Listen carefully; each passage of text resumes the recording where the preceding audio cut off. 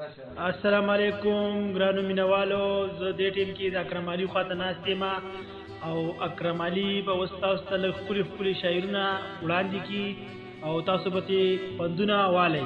مې اکرم علي صاحب ته درخواست کوم چې راشي.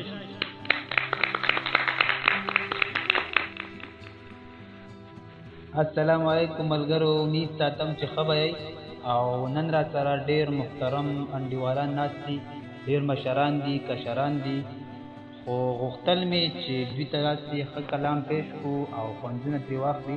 ډېر محترم کریم را سره هم موجود دی، کریم استاد، او ورسره نوید علي دی، ورسره سلمان خان دی، شفیع الله جانی دی او دایمن صاحب دی، مقیل استاد را سره هم ناست دی او ډېر محترم محفل صدر اقبال مومند صاحب را سره هم ناست دی.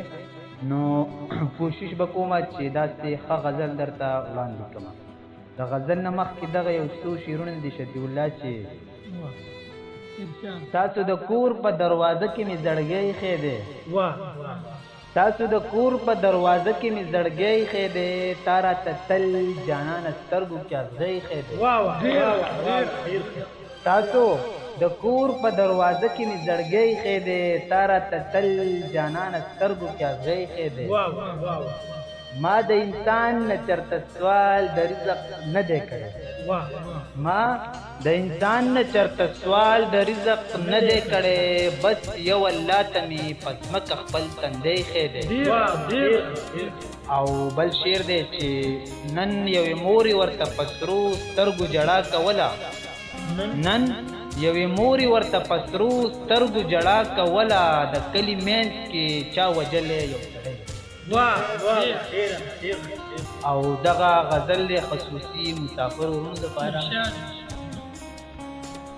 د غزل شعر دی چې بلها رنګونه به دې ګران یو نظر ته یوسم، بلها رنګونه به دې ګران یو نظر ته یوسم، لږ شان ورځم چې دیدنونه مازدیګر ته یوسم.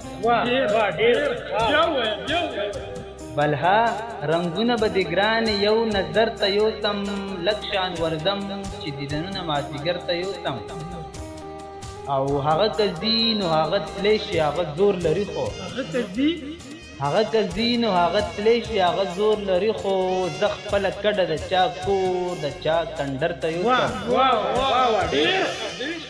او بل شعر دی پکې چې ورځم ځان مشغولومه په زړو یادونو، کریم استاد، ورځم ځان مشغولومه په زړو یادونو، تو ما ټیګري به د ځان سره ګودر ته یوسم.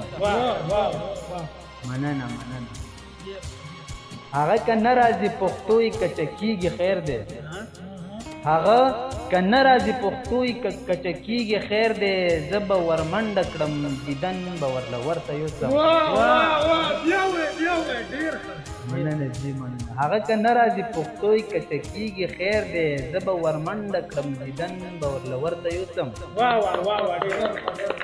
او ښار نه رنګونه ورک شول، ښار چې ښایستونه بایلل،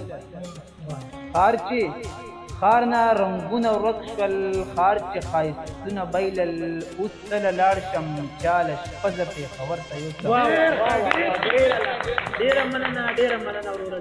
او ورپسې شعر دی چې ته یو ځل وخانده بیا ګوره چې زه څه کومه.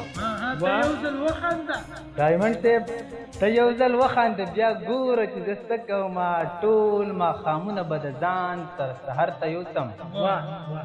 او ما مې ریښې ریښې ګریوان له دغه غمه نه ګنډلو، ما مې ریښې ریښې ګریوان له دغه غمه نه ګنډلو، چې څو تارونه به خپل د زړه پر هر ته یوسم. ما مې ریښې ریښې ګریوان له دغه غمه نه ګنډلو، چې څو تارونه به خپل د زړه پر هر ته یوسم. ډېره زیاته مننه.